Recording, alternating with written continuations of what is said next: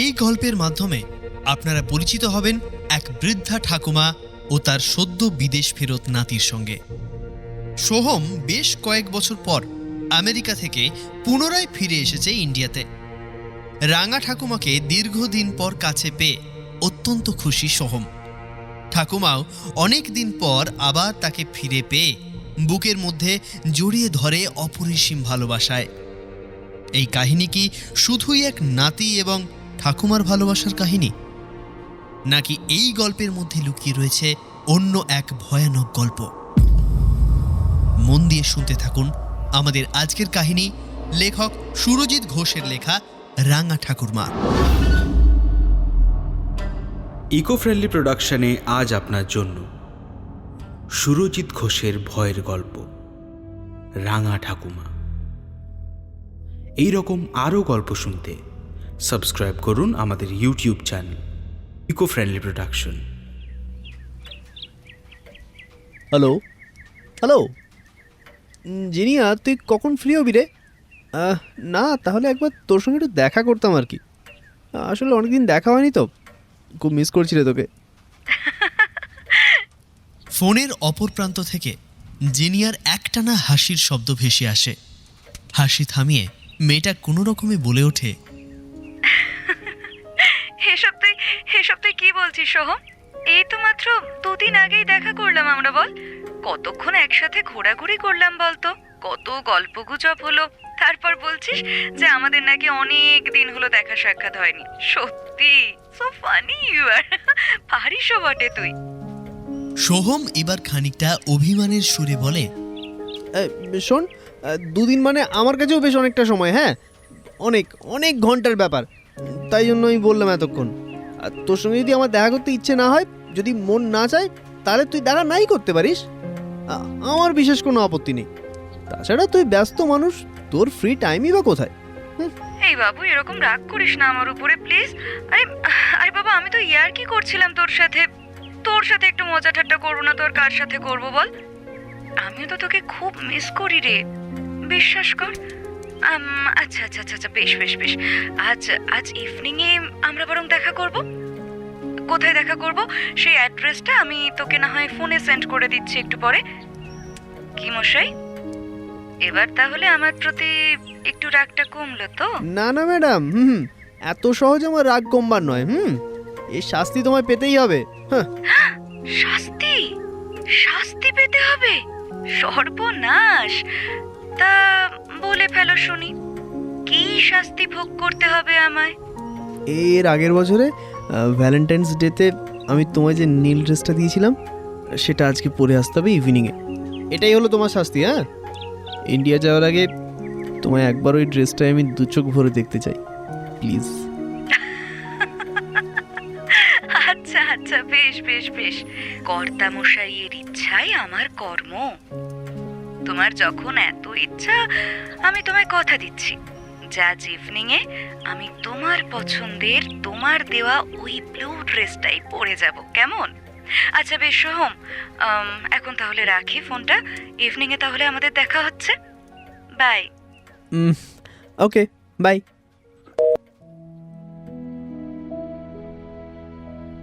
আমেরিকায় বিগত বেশ কয়েক বছর ধরে রয়েছে সোহম। প্রথমে সে এসেছিল পড়াশুনোর সূত্রে, তারপর নিজের যোগ্যতায় পরীক্ষা দিয়ে একটা ভালো চাকরি জোগাড় করেছে আমেরিকাতে। ছোটবেলায় সোহমের মা বাবা গত হয় এক ভয়ানক দুর্ঘটনায়। ভারতে থাকাকালীন সে মানুষ হয়েছে তার দুঃসম্পর্কের এক দাদু ঠাকুমার কাছে। সোহম একটু বড় হলে ঠাকুমাই তাকে জোর করে পাঠিয়েছিল আমেরিকায়, কারণ তার সেই দুঃসম্পর্কের ঠাকুমা অর্থাৎ রাঙা ঠাকুমা বরাবর চেয়েছিলেন যাতে সোহম ভালো শিক্ষায় শিক্ষিত হয়, সে যেন মানুষের মতো মানুষ হয় এবং একখানা ভালো চাকরি পায়। এতদিন পর সোহম ফের ইন্ডিয়া যাচ্ছে একটা বিশেষ গুরুত্বপূর্ণ কাজ করার জন্য। আমেরিকায় আসার পর থেকে আর একবারও সে ইন্ডিয়া ফেরত যায়নি। আমেরিকায় আসার পর থেকে কিছু কিছু বিদেশি অত্যন্ত ঘনিষ্ঠ বন্ধু তৈরি হলেও তার পাশাপাশি আবার বেশ কয়েকজন প্রবাসী বাঙালি বন্ধুবান্ধবীও হয়েছিল। আমেরিকায় কলেজে পড়ার সময় সোহমের সঙ্গে পরিচয় হয়েছিল জিনিয়ার। জিনিয়া বড় ভালো মেয়ে, খুবই মিশুকে স্বভাব তার। প্রথম দেখাতে সোহমের ভালো লেগে যায় জিনিয়াকে। জিনিয়াও আকৃষ্ট হয়ে পড়ে সোহমের প্রতি। ধীরে ধীরে তাদের বন্ধুত্ব ক্রমশ পরিণতি পায় প্রেমিক প্রেমিকার সম্পর্কে। তাদের এই রিলেশনশিপ বহু বছরের। একে অপরকে অত্যন্ত বিশ্বাস করে তারা। জিনিয়া এখানেই তার মা বাবার সঙ্গে থাকে, সেও চাকরিজীবী। জিনিয়ার সঙ্গে কথা বলে ফোনটা রেখে দেয় সোহম। তারপর সে একবার তাকায় খোলা বিশাল কাঠের জানালাটার দিকে।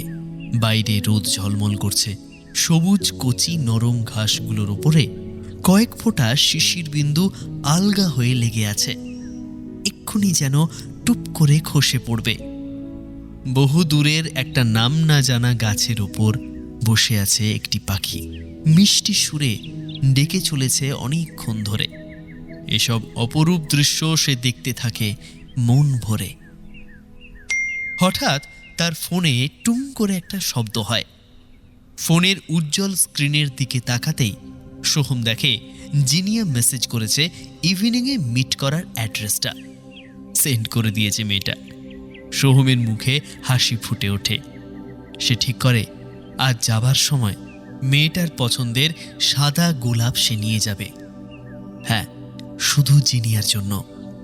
ইন্ডিয়া যাবার সময় প্রায় হয়েই এসেছে। মাঝে বেশ কয়েকটা দিন দেখা হবে না জিনিয়ার সঙ্গে, তাই ভারতে যাওয়ার আগে তার পছন্দের ফুল আর অন্তরের উষ্ণ আবেগ মেশানো ভালোবাসা উপহার দিতে চায় সোহম।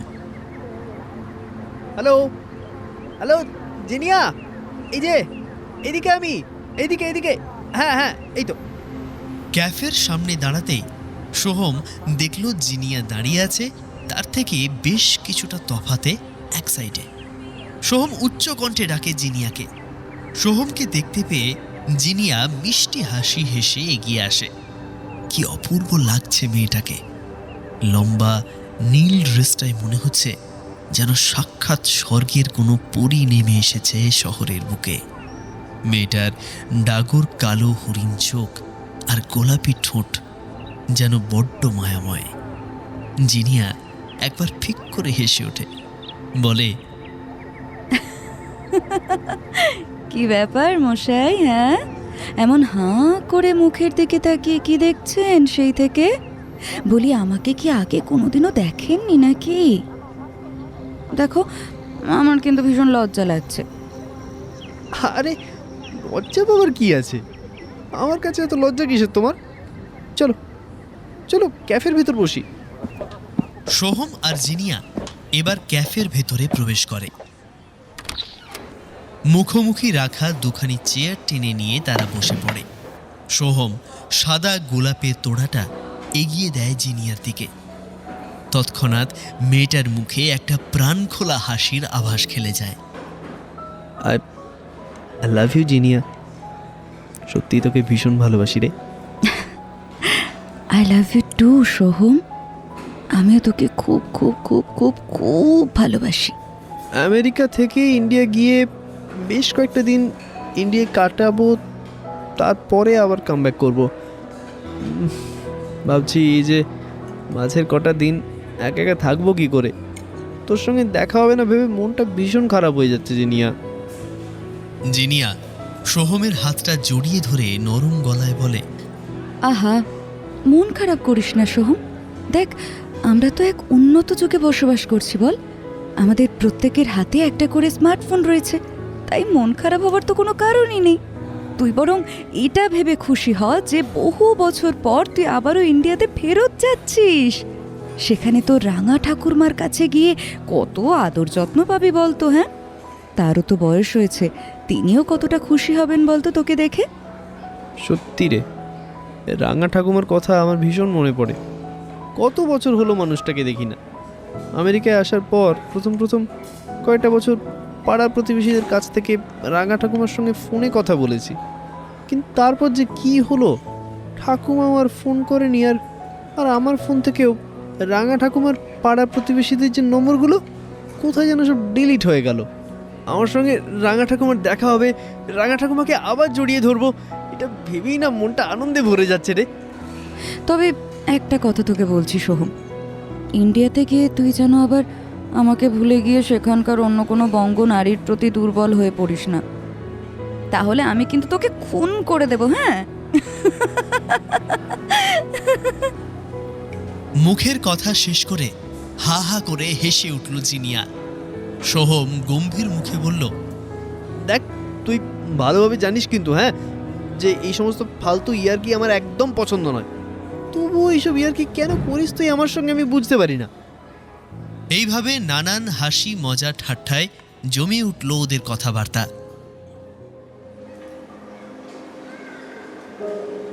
দিন সাতেক পরে অবশেষে সোহমের ইন্ডিয়া ফেরার দিন এসে উপস্থিত হয়।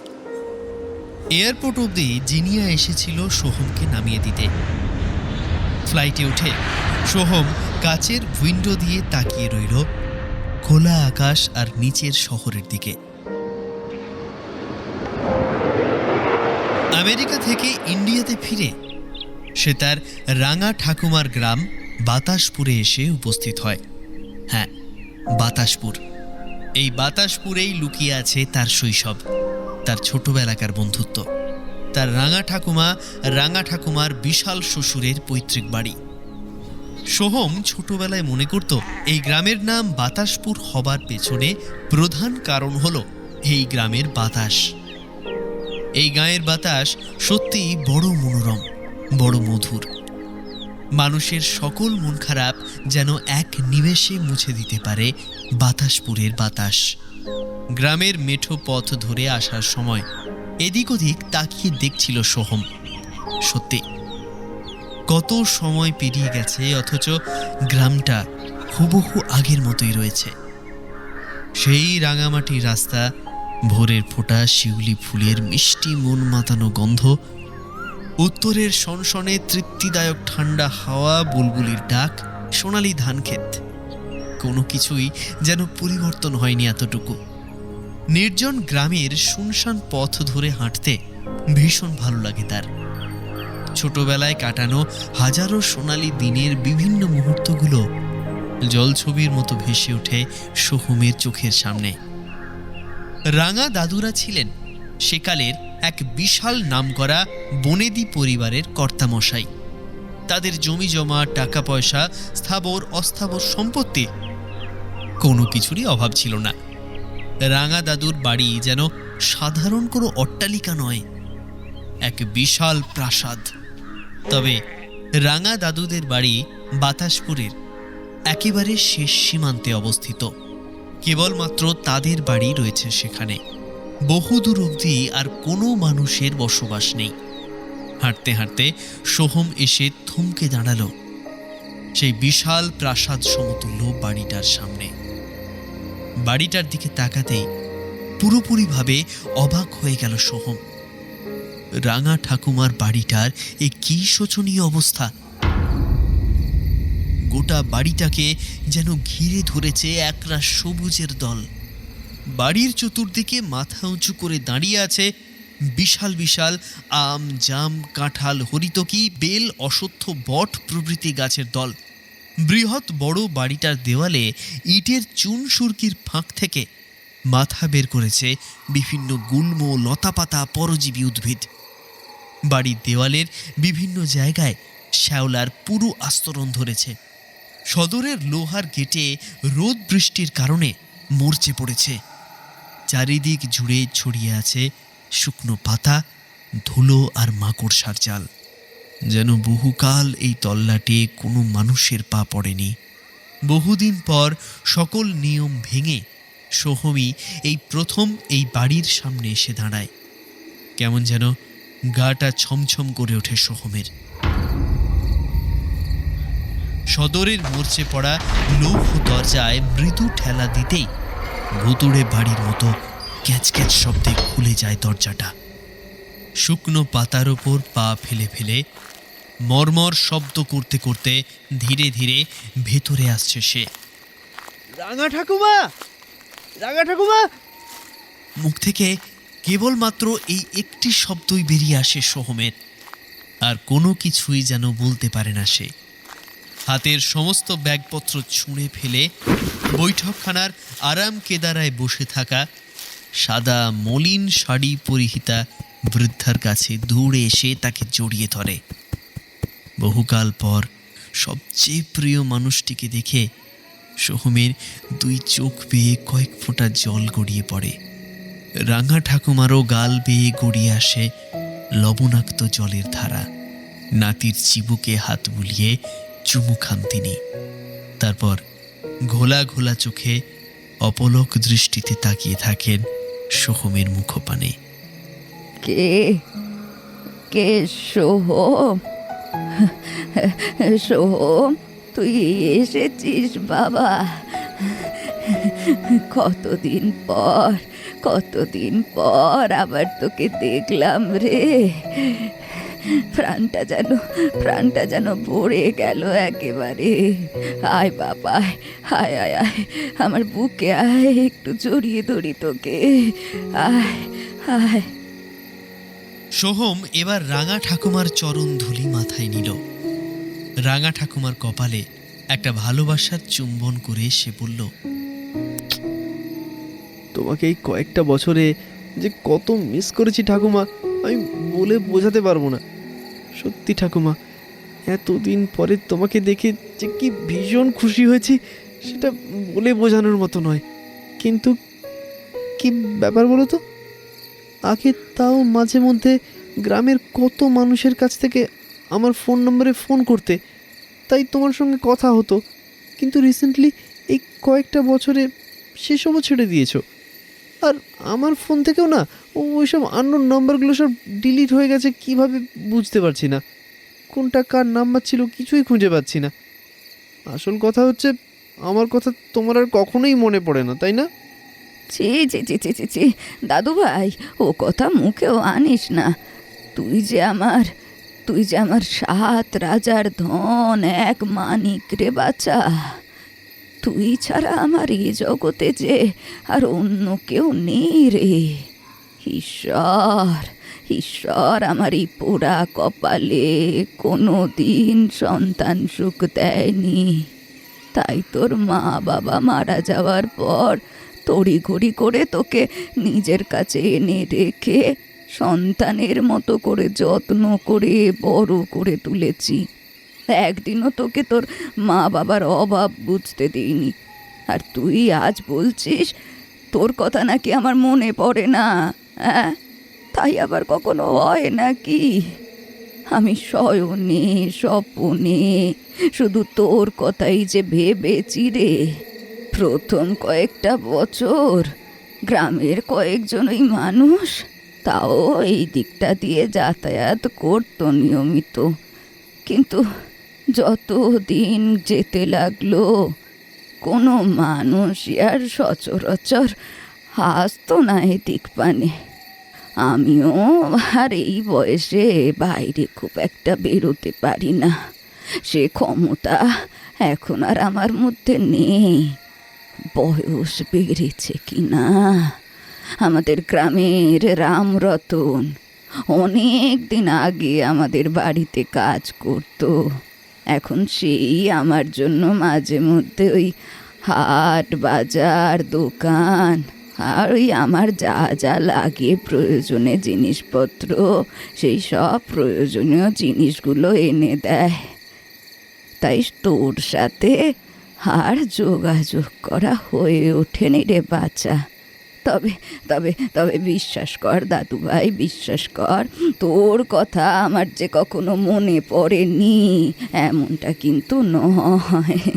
ওরে পাগল, সব সময় আমি শুধু তোর কথাই তো ভেবে গেছি রে। আরে ঠাকুমা, তোমার চোখ দুটো ছলছল করছে কেন? আরে আরে আমি তো তোমার সঙ্গে একটু মজা করছিলাম। এই একদম কান্নাকাটি করবে না বলে দিচ্ছি কিন্তু। আচ্ছা সরি বাবা, আমি জাস্ট একটু মজা। আচ্ছা সরি। তুমি কি ভাবছো আমি জানি না যে আমার রাঙা ঠাকুমা আমাকে ঠিক কতটা ভালোবাসে? তুমি ঠিক আগের মতোই রয়ে গেছো, একেবারে ইনোসেন্ট। কাপড়ের খুঁট দিয়ে 2 চোখের কোণ মুছে রাঙা ঠাকুমা বললেন, তুই তুই এখানে একটু বস। আমি আমি এক্ষুনি তোর জন্য গরম গরম চা করে নিয়ে আসছি, কেমন? আর আর সাথে একটু ওই জল মিষ্টি। রাঙা ঠাকুমার এ কথা শুনে সোহম সামান্য আপত্তির সুরে বলল, আরে ঠাকুমা, এখন ওসবের বিন্দুমাত্র প্রয়োজন নেই। তুমি জাস্ট আমার কাছে একটু বসো তো। কতদিন তোমায় দেখিনি, কত বছর পর তোমার গলার আওয়াজ শুনলাম আবার। আমার যে কি ভীষণ ভালো লাগছে, তোমাকে বলে বোঝাতে পারবো না আমি। তুমি তুমি আমার কাছে একটু চুপ করে বসো তো। তোমার সঙ্গে অনেক গল্প আছে আমার, এত বছরের না বলা কথা সব জমে আছে, তোমাকে বলবো আমি। তুমি তুমি তুমি আমার কাছে বসো এখন। শুনবো তো দাদু ভাই, শুনবো তো। তোর না বলা সকল কথা আমি মন দিয়ে শুনবো। দেখ, আমি তো তোর কাছেই আছি বল, অন্য কোথাও তো চলে যাচ্ছি না। কিন্তু তুই একটুখানি বস, তোর জন্য আমি ওই সামান্য একটু মিষ্টি জল আনি, না হলে যে মনের মধ্যে একদম শান্তি পাবো না বাবা। কোথায় কখন কি খেয়েছিস না খেয়েছিস সেসব কিছুই তো আমি জানি না। তুই মাত্র কিছুটা সময় অপেক্ষা কর বাবা, আমি এক্ষুনি আসছি। এক্ষুনি আসছি, এই যাব আর এই আসবো, তারপর নিজের হাতে করে তোকে খাইয়ে দেব, কেমন? রাঙা ঠাকুমার এই কথার ওপর আর কোনো কথা বলতে পারল না সে, শুধুমাত্র ওপরে নিচে ঘাড় নেড়ে সম্মতি জানালো। সোহমের থুতনিতে আর একবার হাত বুলিয়ে চুমু খেলেন তিনি। তারপর সোজা এগিয়ে গেলেন রন্ধনশালার দিকে। সোহম প্যান্টের পকেট থেকে কিছুটা সময় অনলাইন হয়েই কল লিস্টে গিয়ে একটা ফোন করে তা কানের কাছে চেপে ধরল। হ্যালো, হ্যাঁ, আরে ডোন্ট ওয়ারি, আমি অনেকক্ষণ আগে রাঙা ঠাকুমার বাড়ি চলে এসেছি, ঠিক আছে? তুই তুই এসব নিয়ে অযথা চিন্তা করিস না তো। হ্যাঁ, আসলে তোকে ফোন করতে একটু লেট হলো, কারণ ঠাকুমার সঙ্গে কথা বলছিলাম। না রে বাবা, বলছি তো একদম ঠিকঠাক সময় খাওয়া দাওয়া করছি, আমি একদম টাইম মেনটেন করে খাচ্ছি, ঠিক আছে? আমার শরীর একদম ফিট আছে, তুই আমাকে নিয়ে এত চিন্তা করিস না তো। এই বলছি, তোর শরীর ঠিক আছে তো? এক হাতে চায়ের কাপ আর অন্য অপর হাতে মিষ্টির প্লেট আর শরবত নিয়ে রাঙা ঠাকুমাকে এগিয়ে আসতে দেখে ফোনটা ঝপ করে কেটে দিল সোহম। মন্থর গতিতে ঠাকুমা এগিয়ে এসে সামনের টেবিলের ওপর সেগুলো নামিয়ে রাখলেন এক এক করে। তারপর মুচকি হেসে বললেন, কি ব্যাপার দাদু ভাই, আসার সময় আমি পরিষ্কার দেখলাম কারোর সাথে যেন ফোনে কথা বলছিলে তুমি, অথচ আমাকে দেখা মাত্রই ফোনটা রেখে দিলে।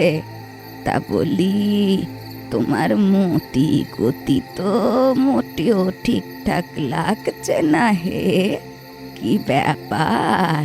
একটু খোলসা করে বলো দেখি তো। রাঙা ঠাকুমা এবার সোহমের মুখোমুখি রাখা একটি আরাম কেদারের ওপর বেশ আরাম করে বসলেন। তখনও তার ঠোঁটে লেগে রয়েছে মৃদু মুচকি হাসির বলিরেখা। সোহম একটু তোতলাতে তোতলাতে বলল, কই কই ঠাকুমা, আমি তো মানে কারোর সাথে ফোনে কথা বলিনি। তুমি নিশ্চয়ই অত দূর থেকে চোখে ভুল দেখেছো। হ্যাঁ, ভুল দেখেছো তুমি।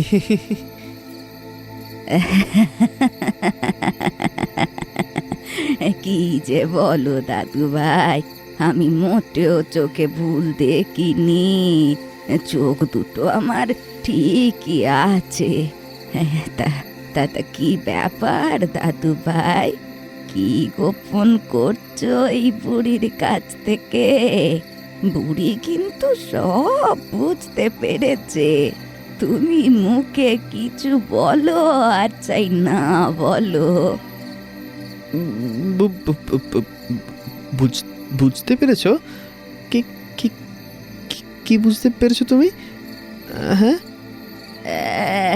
বুঝতে পেরেছি এটাই, যে তুমি একেবারে পাহড়কেছ। অবশ্যই এটাই পাহড়কানোর উপযুক্ত বয়স বটে। কথাখানা শেষ করে রাঙা ঠাকুমা আবার খিলখিল করে ফোকলা দাঁতে হেসে উঠলেন। তার ওই অমন রসিকতার হাসি দেখে ভারী রাগ হলো সোহমের। সে খানিকটা বিরক্তির সুরে বলল, ঠাকুমা, যা বলার তুমি সোজাসুজিভাবে বলো তো। হ্যাঁ, এত ঘুরিয়ে ফিরে কথাবার্তা আমার মোটেও ভালো লাগে না। হ্যাঁ, পাহড় গেছি মানে কি? হ্যাঁ, পাহড় গেছি মানে কি? আমি তো বেশ দিব্যি আছি। আরে দাদু ভাই, আমি এটাই বলতে চাইছি যে বিদেশে গিয়ে নিশ্চয়ই তুমি কোনো দিদি ভাইয়ের প্রেমে পড়েছো। তা বলি দাদু ভাই, বিদেশে থেকে কোনো বিদেশিনীর প্রেমে পড়লে বুঝি আমাদের ওই রবি ঠাকুরের লেখা গানটার মতো, আমি চিনি গো চিনি তোমারে ও গো বিদেশিনী। রাঙা ঠাকুমার এমন হাসি মজার ঠাট্টায় সোহমের মুখখানা লজ্জায় একেবারে টকটকে লাল হয়ে উঠল। ঠাকুমা, এসব আমার মোটেও ভালো লাগছে না, আমি বলে দিলাম। তোমার সঙ্গে আমি না আর একটা কথা বলবো না। যাও তো, তুমি এখানে একাই বসে থাকো, আমি চললাম বাড়ির ভেতরে। আরে দাদু ভাই, বসো বসো। বলি বলি আমি তো তোমার ঠাকুমা হই নাকি? তবে আমার কাছে আবার এত লজ্জা কিসের শুনি? দেখাও না ভাই, দেখাও না নাত বউয়ের ছবিখানা, একটিবার দেখাও না। আমিও দেখি আমার নাতির পাশে সেই বিদেশিনীকে কেমন মানাবে। সোহম এবার কিছুটা লাজুক হাসি হেসে রাঙা ঠাকুমার দিকে তাকিয়ে বলে, বিদেশিনী নয় গো ঠাকুমা, সে আমেরিকাতে থাকলেও আসলে সে একজন বাঙালি। বাবা বাবা বাবা, তাহলে তো ভারী ভালো কথা। তা দেখি দেখি সেই বঙ্গনারীর ছবিখানাই একবার না হয় দেখি। সোহম এবার মোবাইলের লক খুলে গ্যালারিতে গিয়ে জিনিয়ার খুব সুন্দর শাড়ি পরা একটা ছবি বের করে। তারপর তা দেখায় রাঙা ঠাকুমাকে। ছবিটা দেখতে দেখতে বৃদ্ধার দন্তহীন ঠোঁটে ঝলমলে হাসি ফুটে ওঠে। তার মুখ জুড়ে ছড়িয়ে পড়ে অনাবিল খুশির স্রোত। আহ, বাহ বাহ বাহ বাহ, বাহ বাবা বাহ, আমার দাদু ভাইয়ের পছন্দ আছে বলতেই হবে। খুব সুন্দর দেখতে রে দাদু ভাই, খুব সুন্দর দেখতে। আহা, তা তা বলি মেয়েটির নাম কি? জিনিয়ার ঠাকুমা। ওই ওই ওই দেখো দেখো, কথায় কথায় চাটাই তো একেবারে জুড়িয়ে জল হয়ে গেল যে। তুমি বসো দাদু ভাই, তুমি বসো, আমি তোমার জন্য চাটা একটু গরম করে নিয়ে আসি বরং। হ্যাঁ, আরে না না রাঙা ঠাকুমা, তার কোনো প্রয়োজন নেই। তুমি একটু আমার কাছে বসো তো। বলছি, তোমার সঙ্গে কত কথা জমে আছে। তোমার আজকে এত সহজে মুক্তি নেই কিন্তু। হ্যাঁ, তুমি বসো আমার কাছে, আমার অনেক কথা আছে, তোমাকে সব বলবো। তুমি বসো তো, কিছু চা গরম করতে হবে না।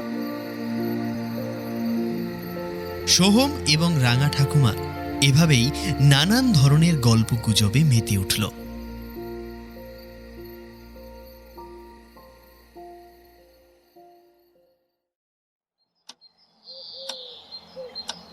পরের দিন দুপুরবেলায় মধ্যাহ্ন ভোজনে বসে সোহম রীতিমতো অবাক হয়ে গেল, কারণ তার রাঙা ঠাকুমা একা হাতে তার পছন্দের হরেক রকম পদ রান্না করেছেন।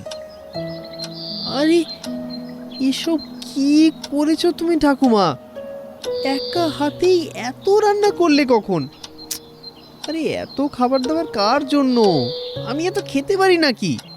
সত্যি তুমি না একেবারে আগের মতন রয়ে গেছো, একটুও বদলাওনি। তা দাদু ভাই, তুমি কিন্তু এ বিষয়ে কোনো কথা বলবে না, তাহলে কিন্তু আমি ভীষণ রাগ করব। কোথায় এত কি রান্না করেছি? তুমি সেই ছেলেবেলার মতন এখন কি বায়না শুরু করবে নাকি? খাবো না খাবো না এসব বলে। দাদু ভাই, আমি সব দেখো দেখো তোমার পছন্দের পদগুলোই রান্না করেছি আজ, একটু ভালো করেছি দেখো। বড় বড় পোস্তর বড়া, কাতলা মাছের মাথা দিয়ে চাপ চাপ মুগের ডাল, পটলের তোরমা, নবরত্ন ডাব চিংড়ি। দেখো দেখো দেখো, সব সব রান্না, সব তোমার পছন্দের খাবার। বিদেশে নিশ্চয়ই এই সব বাঙালি খাবার তুমি খুব কমই খেয়েছো, তাই জন্যই তো আজকেই বানালাম তড়িঘড়ি করে, কেবলমাত্র তোমাকে খাওয়াবো বলে দাদু ভাই। হ্যাঁ রাঙা ঠাকুমা, সেটা তুমি অবশ্য ঠিকই বলেছ। বিদেশে এইসব কোনো কিছুই আমার কপালে জোটেনি কয়েক বছর। তাহলে তাহলে আমি জানি তো যে বিদেশে থাকাকালীন তুমি এসব নিশ্চয়ই খেতে পাওনি, তাই জন্যই তো তোমার জন্য বানালাম ভাই। আচ্ছা রাঙা ঠাকুমা, তোমার মনে আছে আমার পছন্দের খাবারগুলো? মানে আমি কি কি খেতে ভালোবাসতাম এখনো মনে রেখে দিয়েছো তুমি, এত বছর পরেও? ও মা, বোঝো বোঝো বোকা ছেলের কাণ্ড, তা মনে থাকবে না? তুই তো আমার 7 রাজার ধন, এক মানিক রে পাগল। তোর পছন্দ অপছন্দের দিক খেয়াল রাখবো না তো আর কার কথা মনে রাখবো বল দেখি? এত বছর বাদের কথা বলছিস? মায়ের থেকে সন্তান যদি মাত্র কয়েকটা বছরের জন্য আলাদা হয়ে যায়, দূরে চলে যায়, তাহলে মা কি সন্তানের ভালো লাগা মন্দ লাগার দিকগুলো সব ভুলে যেতে পারে বল? না রে বাবা, না, কখনো তা ভুলে যেতে পারে না রে। ঠাকুমা, তোমার এত কিছু মনে আছে আর এটা মনে নেই যে আমি ছোটবেলায় নিজের হাতে খেতে চাইতাম না একদম? তুমি তখন কি সুন্দর করে আমাকে ভাত মেখে খাইয়ে দিতে, তোমার হাতে না খেলে না আমার যেন পেটই ভরতো না। ও রাঙা ঠাকুমা, ও বলছি যে আমি বড় হয়ে গেছি বলে আজকে আমাকে খাইয়ে দেবে না তুমি? দাও না ঠাকুমা, দাও না দাও না, সেই সেই ছোটোবেলার মতো তুমি নিজের হাতেই থালার ভাত আমাকে মেখে খাইয়ে দাও না ও ঠাকুমা। নাতির আবদারে বৃদ্ধ ঠাকুমার ঘোলাটে 2 নয়নে যেন অশ্রুবাড়ি ঝিলিক দিয়ে ওঠে। কাপড়ের খুঁট দিয়ে চোখের জল মুছে রাঙা ঠাকুমা বলে ওঠেন, অবশ্যই খাইয়ে দেবো ভাই। আয় আয় আয় আয় দাদু ভাই আয়, আজ তাহলে তোকে নিজের হাতে ভাত মাখিয়ে খাইয়ে দিয়ে আয়। আয় বাবা আয়। এই কথা বলে রাঙা ঠাকুমা এবার সোহমকে ভাত মেখে খাইয়ে দিতে থাকেন। সোহমের মনে পড়ে যায় ছোটবেলাকার টুকিটাকি হাজারো স্মৃতি। চোখের সামনে যেন ভেসে ওঠে সেই সব রঙিন দৃশ্যপট। রাঙা ঠাকুমার বয়স তখন অনেকটা কম, মাথার সব চুলে পাক ধরেনি, সিঁথি ভরা চওড়া সিঁদুর, আর ঠিক মধ্য ললাটে সুন্দর গোলাকার লালচে একখানি টিপ বিদ্যমান আছে। আহা, যেন সাক্ষাৎ দুর্গা প্রতিমার মুখশ্রী। রাঙা ঠাকুমার অঙ্গে লাল পাড় সাদা শাড়ি, হাতে শাখা পলা, পায়ে টকটকে চোখে লাল আলতা। ছোট্ট সোহমকে কোলে বসিয়ে এভাবেই খাইয়ে দিতেন তিনি। এইসব পুরনো কথা ভাবতে ভাবতে সোহম মুশকুল হয়ে পড়েছিল। আচমকা ঠাকুমার কথায় তার সম্বিত ফিরল।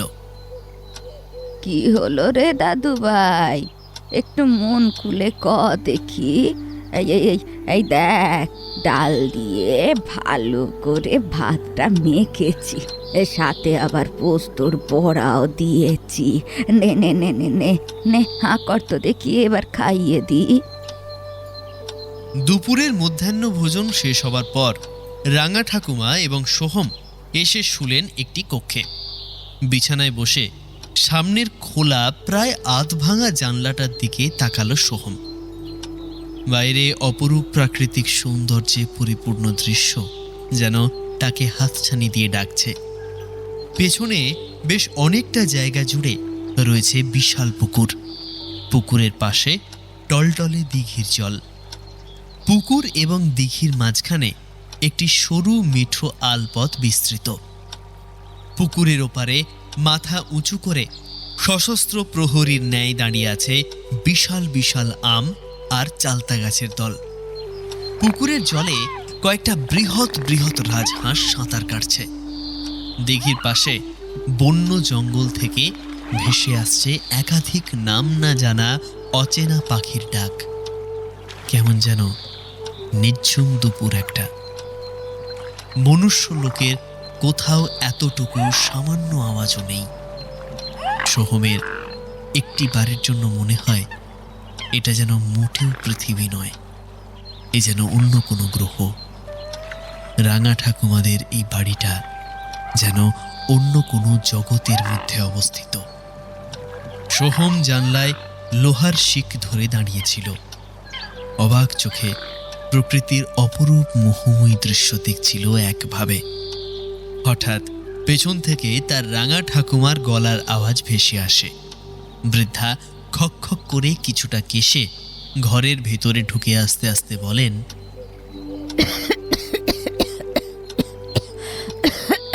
ও কিরে, ও কিরে দাদু ভাই, ওরকম ভাবে জানলার ধারে দাঁড়িয়ে কি দেখছিস রে ভাই? আরে বাইরে এই গ্রামীণ পরিবেশ দেখছিলাম ঠাকুমা। কি সুন্দর দেখতে লাগছে তোমাদের বাড়ির এই পেছন দিকটা। চারিদিকে সবুজ আর সবুজ, কেবলই সবুজের সমারোহ। সত্যি আমরা গ্রামের ছেলে, বরাবর ছোট থেকে বড় হয়েছে এই গায়ে, তাই গ্রামের সঙ্গে আমাদের একদম আত্মার টান। যতই আমরা শহর কিংবা বিদেশে যাই না কেন, গ্রামে ফিরে আসার জন্য আমাদের প্রাণ একেবারে আনচান করে। ওই শোনো, পাগল ছেলের কথাবার্তা শোনো, আর জানলার বাইরে তাকিয়ে কাজ নেই। আয় আয় আয়, একটু শুয়ে পড়বি আয়, না হলে আবার তোর শরীর খারাপ করবে। সেই ছোটবেলার মতন আমি তোর মাথায় আর কপালে হাত বুলিয়ে দিচ্ছি। দেখ কি সুন্দর ঘুম চলে আসবে সহজেই। আয় বাবা, আয় আয়। না না না ঠাকুমা, আমি এখন মোটেও ঘুমোতে চাই না। তোমার সঙ্গে অনেক গল্প করবো বলছি না, অনেক কথা জমে আছে। আচ্ছা আচ্ছা, বেশ, ঠিক আছে বাবা, ঠিক আছে। তাহলে তাহলে তুই শুয়ে পড়, আমি বরং তোর মাথায় হাত বুলিয়ে দিই। বৃদ্ধা ঠাকুমার কথা শুনে সোহম বিছানায় শুয়ে পড়তেই রাঙা ঠাকুমা তার মাথায় ও কপালে ভালোভাবে হাত বুলিয়ে দেন। সোহম কিছুক্ষণ শুয়ে থাকে, রাঙা ঠাকুমার মুখের পানে তাকিয়ে। সত্যি ঠাকুমার মুখটা কি মায়া ভরা সরলতায় পরিপূর্ণ। আচ্ছা ঠাকুমা, তোমার মনে আছে আমি ছোটবেলায় দুপুরে খাওয়া দাওয়ার পর তোমার কাছে কত বায়না করতাম হরেক রকমের গল্প শোনানোর জন্য? আর আর তুমি ঠিক এইভাবে আমার মাথায় হাত বুলিয়ে দিতে দিতে নানান ধরনের গল্প বলে যেতে, কখনো ভয়ের, কখনো ভূতের, কখনো বা রূপকথার। হ্যাঁ হ্যাঁ রে বাবা, হ্যাঁ, আমার সব মনে আছে। আমার থেকে গল্প না শুনলে তোর যে ঘুমিয়ে আসতে চাইতো না, বড্ড দুষ্টুমি করতিস সারা দুপুর জুড়ে বাবা, সে কথা কি আর মনে থাকবে না? আচ্ছা ঠাকুমা, তোমার মনে আছে শীতের সময় তুমি কত রকমের আচার তৈরি করতে? কুলের আচার, কামরাঙার আচার, কাঁচা মরিচের আচার, এসব কিছু তুমি উঠোনে রাখা বেঞ্চটায় বসিয়ে দিয়ে আসতে ওগুলোকে, যাতে মানে রোদ লাগে আর কি। আর আর আমি লুকিয়ে লুকিয়ে আচারের বয়ামের ঢাকনা খুলে সব বের করে খেয়ে নিতাম। তখন তখন তুমি রেগে চিৎকার করতে করতে লাঠি নিয়ে দৌড়ে যেতে আমার পেছন পেছন, অথচ আমায় কিন্তু কিছুতেই তুমি ধরতে পারোনি। হ্যাঁ, মনে আছে তোমার? ওরে বাবা, সে আবার মনে নেই? সে কিচ্ছু ভুলিনি রে, আমি কিচ্ছু ভুলিনি। তুই একাই তো আমাদের গোটা গ্রাম একেবারে মাতিয়ে রাখতিস। কম ডান পিঠে দোষী ছেলে ছিলি নাকি তুই? আমি তো ভাবতাম কোনো মেয়েই তোকে বিয়ে করতে চাইবে না। কে বাপু এমন দোষী ছেলেকে নিজের বর হিসেবে মেনে নেবে বল দেখি? সেবার সেই তমাল জেঠুদের গাছ থেকে ভর দুপুরে লুকিয়ে লুকিয়ে পেয়ারা পাড়তে গিয়ে কি বিপত্তি! সেই দিনটার কথা আমি আজও ভুলতে পারিনি, হয়তো ভবিষ্যতেও কোনো দিন ভুলতে পারবো না। এখনও মনে আছে আমার সে কথা। দুপুরবেলায় তমাল জেঠুরা ঘুমিয়ে যাওয়ার পর চুপি চুপি আমি ওদের বাড়ির পাঁচিলটা টপকে মস্ত বিশাল বড় পেয়ারা গাছটার একবারে মগ ডালে উঠে পেড়ে এনেছিলাম। ইয়া বড় বড় সাইজের একদম ডাঁসানো পেয়ারাগুলো। গাছ থেকে লাফিয়ে নামার শব্দে তমাল জেঠুর বউয়ের ঘুম ভাঙলো, আর তাড়াতাড়ি করে পাঁচিল টপকাতে গিয়ে কি ভীষণ আঘাত পেয়েছিলাম পায়ে, বাপ রে বাপ! ওটা মনে করলে না আমার এখনো পাটা ব্যথায় টনটন করে ওঠে। তুই হাসছিস সোহম, তুই হাসছিস? তুই জানিস রে তখন আমাদের ঠিক কি অবস্থা হয়েছিল? কি ভীষণ রকমের ভয় পেয়ে গিয়েছিলাম আমি। হারু ডাক্তারকে ডেকে এনে তোর চিকিৎসা করানো হয়েছিল। তাছাড়াও কতদিন বিছানায় শুয়েছিলি বলতো? হাঁটতে পর্যন্ত পারতিস না। সত্যি বাবা, ছোটবেলায় বড় বদমাস ছিলি তুই। গ্রামের মানুষ প্রতিদিন প্রতিদিন তোর নামে নালিশ করতে আসতো এই নায়েব বাড়িতে। আজের বাড়ির গাছ থেকে কুল ডাব চুরি করছিস, তো কালোর পুকুর থেকে রুই কাতলা মাছ জাল ফেলে তুলে নিয়ে আসছিস। শুধু কি তাই, তুই একবার ওই বরুণ দাদুর বহুদিনের কত শখের পোষা কালো কুকুরটাকেও হে গ্রাম ছাড়া করিয়েছিলি। ওরে বাবা, সে নিয়ে কত কাণ্ড! তা কি করবো বলো ঠাকুমা? ওই কালুকে নিয়ে বরুণ দাদুর ভারী দেমাগ ছিল। কুকুরটা মোটেও ভালো ছিল না, খালি নিরীহ মানুষদের পেছনে লাগতো। আর এই সমস্ত কিছুর মূলে ছিল ওই বরুণ দাদু। বরুণ দাদু নিজের পোষা কুকুরকে ওই নিরীহ মানুষগুলোর পেছনে লেলিয়ে দিয়ে ভীষণ মজা পেত। একদিন একদিন হঠাৎ করে রাস্তায় যেতে যেতে আমার সঙ্গে মুখোমুখি হলো বরুণ দাদুর। দু একটা কথা হতে না হতেই আমাদের মধ্যে কথা কাটাকাটি শুরু হয়। বরুণ দাদু তার কুকুরটার দিকে ইশারা করতেই কালো কুকুর তেড়ে এলো আমার দিকে। কিন্তু হ্যাঁ, আমার নাম সোহম, আমি অত সহজে ছেড়ে দেওয়ার বান্দা নয়। হ্যাঁ, এদিক ওদিক তাকাতেই দেখলাম হাতের কাছে বেশ একটা শক্তপোক্ত মোটা লাঠি পড়েছিল। তাই তুলে নিলাম, আর একটু ভাবনা চিন্তা না করে বরুণ দাদুর চোখের সামনে কালুকে উচিত শিক্ষা দিয়ে আজীবনের মতো গ্রাম ছাড়া করেছিলাম। হ্যাঁ, সেদিনের পর থেকে বরুণ দাদুর কালো কুকুরটাকে আর দেখতে পাইনি বাতাসপুরের কোথাওই, আশেপাশেও দেখিনি। যাক, ও সব কথা এখন বাদ দে না হয়। তা হ্যাঁ রে সোহম, তুই যে বিদেশ থেকে এই দেশে ফিরলি, তা এখন বেশ কিছুদিন আমার কাছে থাকবি তো বাবা? হ্যাঁ ঠাকুমা, কিছুদিন তো থাকবোই, তবে বেশি দিন থাকতে পারবো না। বুঝতেই তো পারছো, আমেরিকায় একটা জব করি, একটা প্রফেশনে আছি আর কি। বেশি দিন ইন্ডিয়াতে থাকতে পারবো না, আবার আমাকে আমেরিকায় চলে যেতে হবে গো। আচ্ছা সোহম, বাবা তোকে একটা প্রশ্ন জিজ্ঞাসা করব। বাবা অবশ্য তুই যদি কিছু মনে না করিস। ছি রাঙা ঠাকুমা, তুমি কি বলছো? কোনো প্রশ্ন করতে গেলে আমার কাছে তোমায় পারমিশন নিতে হবে? আমি এতটাও বড় হয়ে যাইনি এখনো। তুমি নির্দ্বিধায় নিঃসংকোচে জিজ্ঞাসা করতে পারো, যা খুশি বলো, কি জানতে চাও? হ্যাঁ রে বাবা, তুই তো এতদিন বিদেশে ছিলি, বিদেশে থেকে সবটা নিজের মতো সেখানে গুছিয়ে নিয়েছিস। তা বলি, হঠাৎ করে দেশে ফিরলি যে, মানে আমি বলতে চাইছি, দেশে ফিরবার পিছনে তোর ঠিক কি কারণ আছে? শুধুই কি আমার জন্য তোর মন খারাপ করছিল, নাকি অন্য কিছু কারণও রয়েছে এর পেছনে? সোহম এবার ভালো করে তাকায় তার রাঙা ঠাকুমার মুখের দিকে। কেমন যেন অদ্ভুত অচেনা দেখাচ্ছে রাঙা ঠাকুমাকে। নিজের দুই চোখ ভালো করে সংকুচিত করে কিছুক্ষণ একইভাবে চেয়ে থাকে ঠাকুমার দিকে। এক অদ্ভুত অচেনা অভিব্যক্তি যেন খেলা করছে ঠাকুমার ওই বৃদ্ধ কুচকানো ফ্যাকাশে মুখটা জুড়ে। অগত্যা কিছুটা হেসে ঠাকুমার প্রশ্নের উত্তর দেয় সোহম। হ্যাঁ ঠাকুমা, তুমি একদম ঠিক ধরেছ।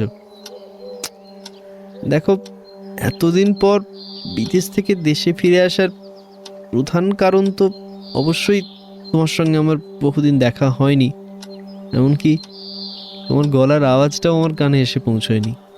তাই তোমার জন্য খুব মন খারাপ করছিল। বারবার মনে হচ্ছিল যদি দৌড়ে তোমার কাছে আমি একবার ছুটে আসতে পারতাম। তাই জন্যই আর দেরি না করে তাড়াতাড়ি দেশে ফিরে এলাম। তবে আরেকটা কারণও রয়েছে। আরও একটা কারণ আছে? আচ্ছা বেশ, তা বল শুনি কি সেই কারণ?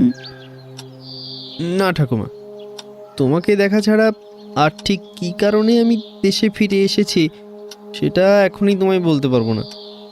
তবে এটুকু বলতে পারি যে এটা বিশেষ কাজ সম্পন্ন করতে আমার দেশে ফেরা। তবে কী কাজ সেটা তুমি জানতে পারবে আরও কয়েকদিন পরে। আপাতত সেটা সারপ্রাইজ। আচ্ছা আচ্ছা, তা বেশ, ওই কারণ জানা না হয় এখন সারপ্রাইজই থাক। এভাবেই দেখতে দেখতে নাতি এবং ঠাকুমার মধ্যে গল্প একেবারে জমে উঠল। বিকেলের আলো ক্রমশ একটু একটু করে ফুরিয়ে আসতেই সন্ধ্যার অন্ধকার ক্রমে গাঢ় থেকে আরও গাঢ় হতে লাগলো। চারপাশ কিরকম অদ্ভুত রকমের নিস্তব্ধ। এ যেন কোনো এক ভীষণ ঝড়ের পূর্বাভাস। কালবৈশাখীর আগেই ঠিক যেমন প্রকৃতি একেবারে নিঝুম হয়ে যায়, নিস্তব্ধ হয়ে যায়, এও যেন ঠিক তাই। প্রকৃতি জুড়ে সন্ধ্যার অন্ধকার প্রায় নামতে চলল, অথচ তা সত্ত্বেও কোনো পাখির কিচিরমিচির চিৎকার কর্ণগোচর হলো না। সেই বিশাল প্রাসাদ সমতুল্য অট্টালিকার ভেতরে কোনো আওয়াজই প্রবেশ করল না। বোধহয় গোটা বিশ্ব ব্রহ্মাণ্ডের থেকে সম্পূর্ণভাবে পৃথক হয়ে গিয়েছে সোহমের রাঙা ঠাকুমাদের বাড়িটা।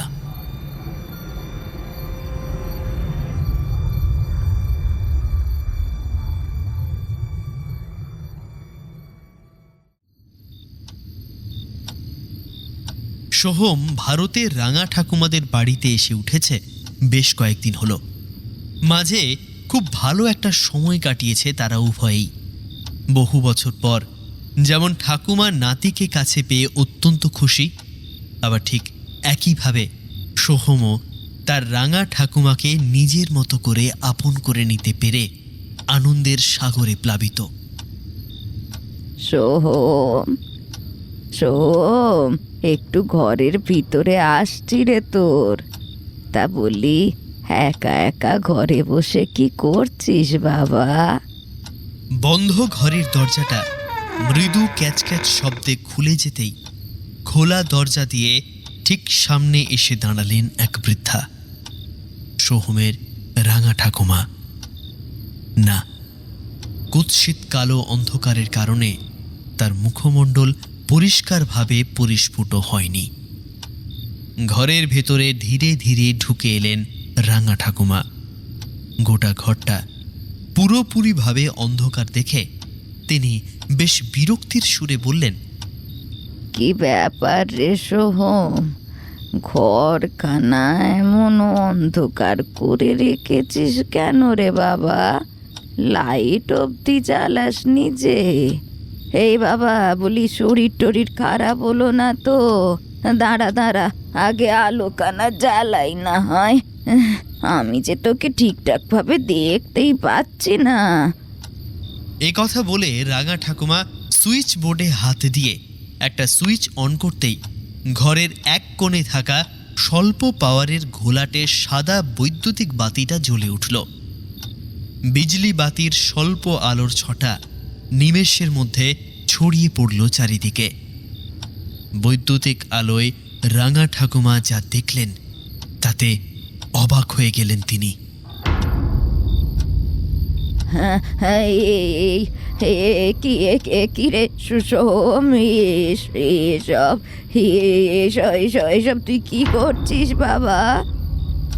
ঘরের মধ্যেখানে রাখা একটা চেয়ারের ওপর বসে আছে সোহম, আর ঠিক তার সামনে টেবিলে সুসজ্জিত অবস্থায় সাজানো আছে অ্যালকোহলের সমস্ত জিনিসপত্র, যেমন জলের জগ, মদ্যপানের জন্য সুন্দর কাঁচের গ্লাস, আইস, দামি ব্র্যান্ডেড ড্রিঙ্কস, আর সঙ্গে বেশ ভালো ভালো কিছু স্ন্যাক্সের আইটেম। সোহমের চোখ প্রায় ঢুলুঢুলু। তার হাতে ধরা আছে একটা কাঁচের গ্লাস। গ্লাসের মধ্যে রয়েছে টলটলে রঙিন জল, আর অন্য হাতে তথা ডান হাতে ধরা আছে একটা জ্বলন্ত সিগারেট। জ্বলন্ত সিগারেটের সামান্য সাদাটে ধোঁয়া বাতাসের সঙ্গে মিশে যাচ্ছে। রাঙা ঠাকুমা নিজের দুই চোখকেই যেন বিশ্বাস করে উঠতে পারলেন না। প্রথমে বৃদ্ধা ভাবলেন নিশ্চয়ই তিনি ভুল দেখছেন। তারপর নিজের দুই চোখ অত্যন্ত দ্রুত হাতে ভালোভাবে কচলে নিয়ে তাকান সোহমের দিকে। সোহম ততক্ষণে হাসতে হাসতে কাটা কাটা ভাবে থেমে থেমে বলতে শুরু করেছে, কি হলো? হ্যাঁ, কি বুড়ি ঠাকুমা, কি দেখছো ওরম করে? হ্যাঁ,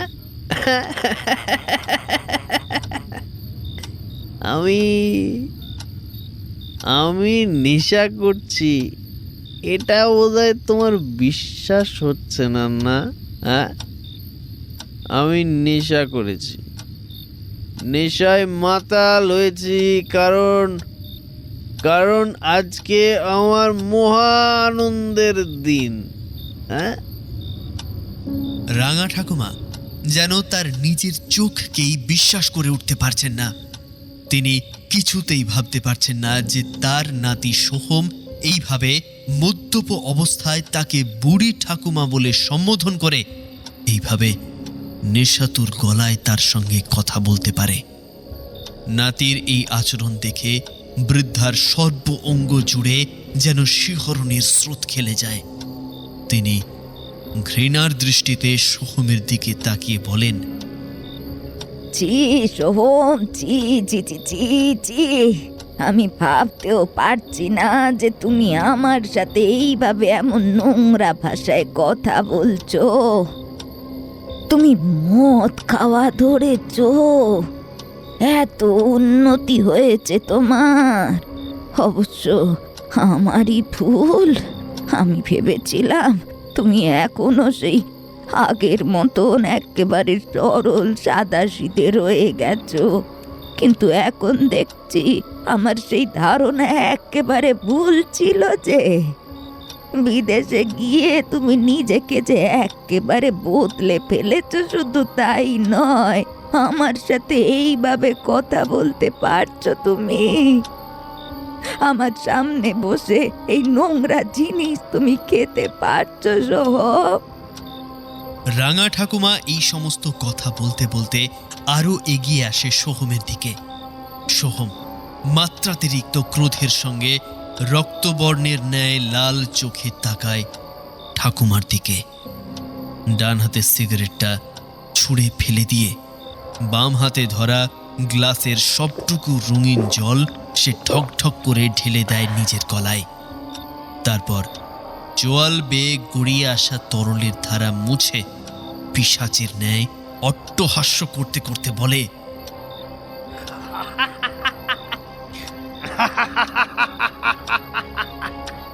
চুপ, একদম চুপ পুরি, আর একটাও কথা বলবে না। কি ভেবেছিলে তুমি সারা জীবন ওরকম সরল সাদা সিধে হয়ে আমি থেকে যাব? না না না না না না না না, সেটা মোটেও হবার নয়। আমি কি এমনি এমনি আমেরিকা থেকে উড়ি ঘড়ি ইন্ডিয়া এসেছিলাম? হ্যাঁ, এসেছি আমার স্বার্থ সিদ্ধি করার জন্য। রাঙা ঠাকুমা, তোমাদের এই এত টাকার সম্পত্তি, জমি, ব্যাংক ব্যালেন্স, প্রপার্টি, বিশাল অট্টালিকা সব কিছু আমার নামে করে দিতে হবে। তা না হলে কখন কে জানি সব এসে উত্তরাধিকার সূত্রে এই সমস্ত কিছুর মালিকানার দাবি করে বসবে। তখন তখন তখন আমি কি চেয়ে চেয়ে দেখবো আর আঙুল চুষবো? হ্যাঁ, এতকাল রাঙা দাদু বেঁচে ছিল তাই আমি সাহস করে কাজটা করে উঠিতে পারিনি, কিন্তু এখন ওই বুড়ো আর বেঁচে নেই। তুমি একলা মেয়ে মানুষ কিচ্ছু করে উঠতে পারবে না। তোমাকে বলেছিলাম না একটা বিশেষ কাজ করতে ইন্ডিয়া এসেছি। আরে বোকা বুড়ি, সেটাই হলো এই কাজটা। এসো এসো এসো এসো এসো এসো আমার কাছে, লক্ষ্মী মেয়ের মতো এই কাগজের কয়েকটা জায়গায় একটু নিজের নামটা সই করে দাও দেখি, নাহলে কিন্তু আমাকে অন্য রাস্তা ধরতে হবে। হ্যাঁ, বলে দিলাম। ছি ছি ছি ছি, আমার আমার আমার আমার দুই কানকেই তো বিশ্বাস করতে পারছি না আমি। এ এ কি সব যাতা বলছো তুমি সব? তুমি কি আমার সাথে ইয়ার্কি করছো নাকি? ইয়ার্কি করছো? সোম, এই সোম, আমি তোমায় চিনতে পারছি না যে। এই সোম আমার কাছে ভীষণ রকম অচেনা, ভীষণ অচেনা। না না না না, এই সোমকে আমি চিনি না এই সোমকে। এই সোম আমার নাতি হতে পারে না। না না না, কিছুতেই না, কিছুতেই না। চুপ, আর একটাও কথা বলে সময় নষ্ট করো না। দেখো বুড়ি, দেখো, আমি তোমার ভালোর জন্য বলছি। হ্যাঁ, ভালোই আপত্তি না করে কাগজগুলোতে সই করে দাও, তাহলে ছেড়ে দেব। আর তা না হলে আমায় কিন্তু অন্য রাস্তা ধরতে হবে। রোজা আঙুলে ঘি না উঠলে আঙুল কিছুটা বেঁকা করতে হয়, আর তা আমি খুব ভালো করে জানি। হ্যাঁ, করো সইগুলো করে দাও। সোহমের কথায় তার রাঙা ঠাকুমা এবার গর্জে ওঠেন, কারণ তার একমাত্র গুণধর নাতির আসল স্বরূপ আজ উন্মোচিত হয়েছে তার সামনে। বৃদ্ধা কিছুটা কেশে উঁচু গলায় বলেন,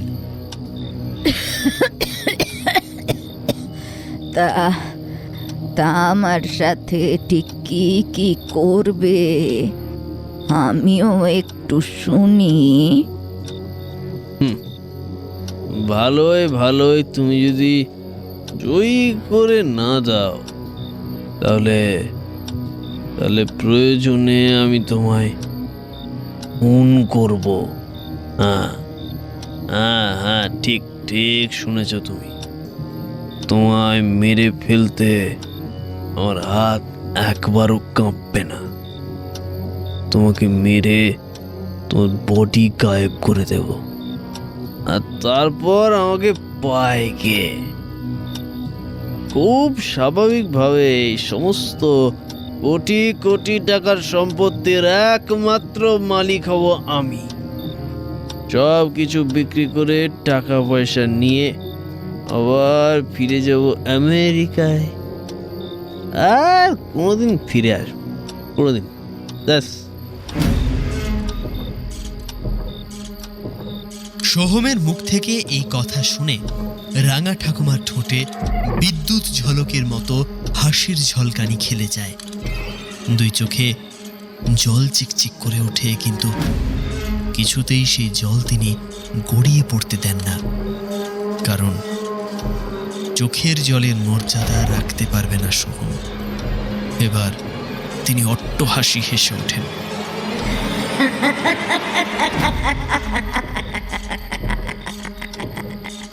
রাঙা ঠাকুমার হাসির সে শব্দ ধ্বনিত প্রতিধ্বনিত হয় গোটা বাড়ি জুড়ে। সোহম তার হাসির কারণ বুঝতে না পেরে জিজ্ঞাসা করে, কি আবার? এভাবে হাসছো কেন? মরার ভয়ে পাগল হয়ে গেলে নাকি? হ্যাঁ,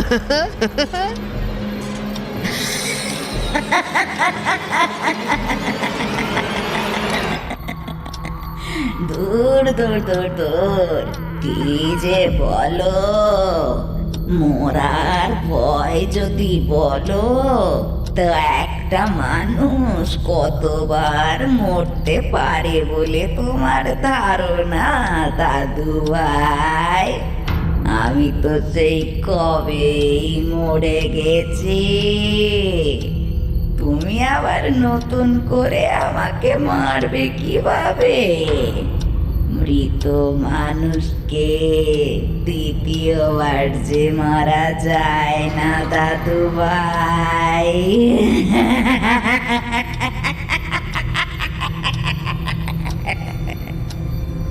হাতে ধরে থাকা গ্লাসের সবটুকু মদ সোহম ঢক ঢক করে পান করে লালচে চোখে তাকিয়ে কিড়মিড় শব্দে দাঁতে দাঁত ঘষে বিশ্রীভাবে বলল, হোয়াট? এসব কি উল্টো পাল্টা বলছো তুমি? হ্যাঁ, আমি ওই সচক্ষে দেখতে পাচ্ছি তুমি জলজান্ত আমার চোখের সামনে দাঁড়িয়ে আছো, আর তুমি বলছো তুমি নাকি মরে গেছো। নেশা আমি করেছি না তুমি? হ্যাঁ,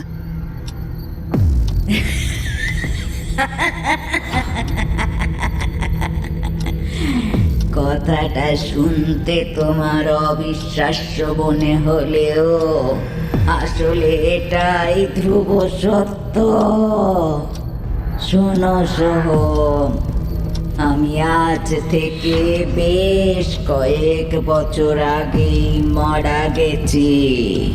তোমার দাদু মারা যাবার কয়েক মাসের মধ্যে আমিও শোকাগ্রস্ত হয়ে এক রোগী ভুগে মারা যাই।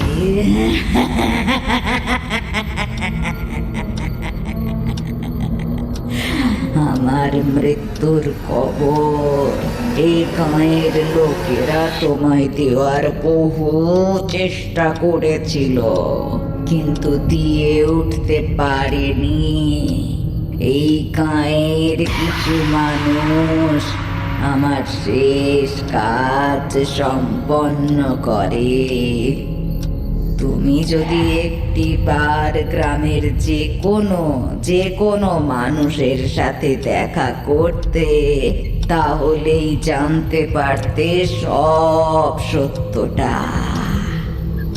কিন্তু আফসোস, তুমি সেদিন সন্ধেবেলায় এই বাড়িতে আসার পর থেকে একটি বাড়ির জন্য বাইরে বের হওনি।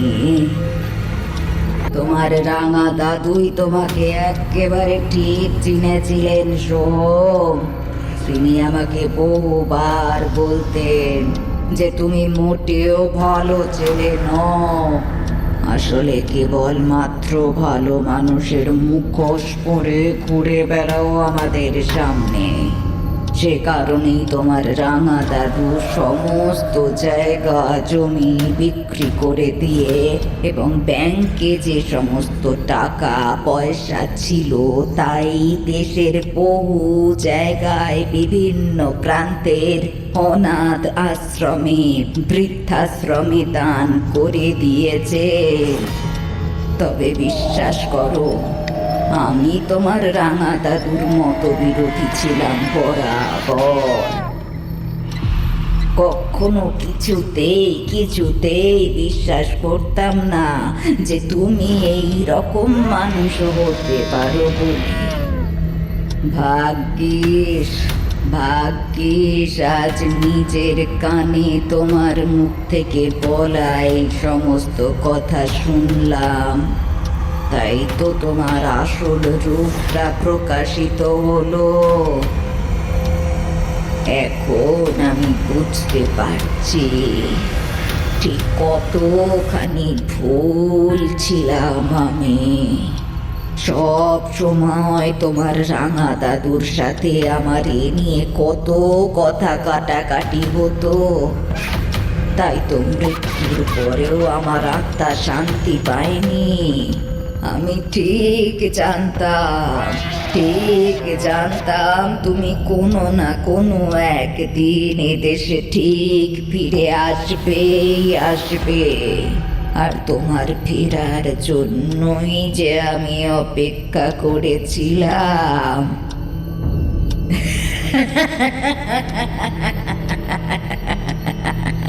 তবে বলি শোনো, আমাদের কাছ থেকে তুমি এখন আর কিছুই পাবে না। আমাদের জমানো যে সমস্ত টাকা পয়সা, সোনা দানা, দামি মূল্যবান জিনিসপত্র যা কিছু ছিল, সব তোমার দাদু জীবনের শেষ পর্যায়ে এসে বিভিন্ন মানুষের মধ্যে বিলিয়ে দিয়ে গেছেন। নানান উন্নয়ন কার্যে দান করে গেছেন প্রচুর অর্থ। আছে কেবলমাত্র এই চড়া জীর্ণ বহু পুরনো আমলের বাড়িখানা। তাও তো পেছনের দিকে বাড়ির বেশ কিছুটা অংশ ভেঙে গিয়েছে। এই বাড়ি বিক্রি করে তুমি কানাকড়িও পাবে না। আর বিক্রি করার প্রসঙ্গ আসছেই বা কোথা থেকে? কারণ তুমি তো আর এই বাড়ি থেকে বের হতেই পারবে না।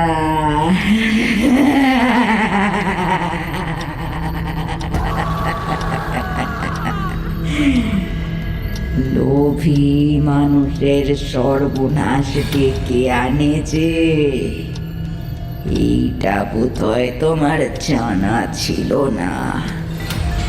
তুমি চেয়েছিলে আমাদের সমস্ত কিছুর মালিক হতে, আর এই লোভী তোমার জীবন শেষ করে দেবে। আমি বুঝতে পেরেছি আমি ভুল ছিলাম, আর তোমার রাঙা দাদুই ঠিক ছিল। তিনি তোমাকে সঠিকভাবে চিনেছিলেন।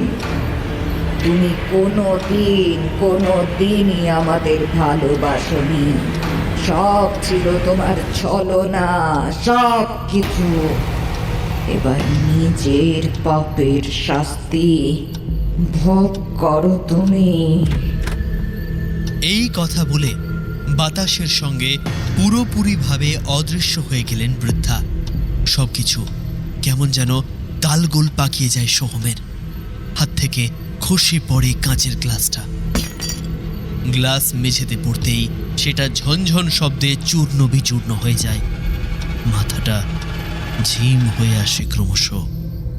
কেবলমাত্র কানের মধ্যে ভেসে আসে রাঙা ঠাকুমার বলা শেষের কয়েকটা কথা। পাপ নিজের পাপ কেউ ছাড়ে না। তুমি পাপ করেছ, পাপের শাস্তি এবার তুমি ভোগ করো। দু চোখের পাতা বন্ধ হয়ে আসার আগে সোহম এক ঝলকের জন্য দেখতে পায় সামনের বড় বড় থামগুলো ভেঙে পড়ছে এদিকে ওদিকে। মাথার ওপরে বিশাল কড়িবর্গার কাঠ খসে পড়ছে টুকরো টুকরো হয়ে। অট্টালিকা জুড়ে শুরু হয়েছে ধ্বংসের মহাপ্রলয়। ধীরে ধীরে সে এভাবেই তলিয়ে যায় চিরনিদ্রার দেশে।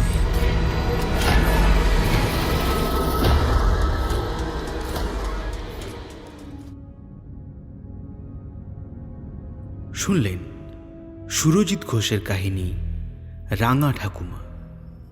কেমন লাগলো আপনার গল্পটি কমেন্টে লিখে জানাতে ভুলবেন না। আজকের গল্পের সমগ্র প্রোডাকশন ও sound design studio rec 66, poster ডিজাইনে সাবর্ণ। আমরা খুব তাড়াতাড়ি হাজির হচ্ছি নতুন একটি গল্প নিয়ে। ততদিন be eco friendly, listen to eco friendly.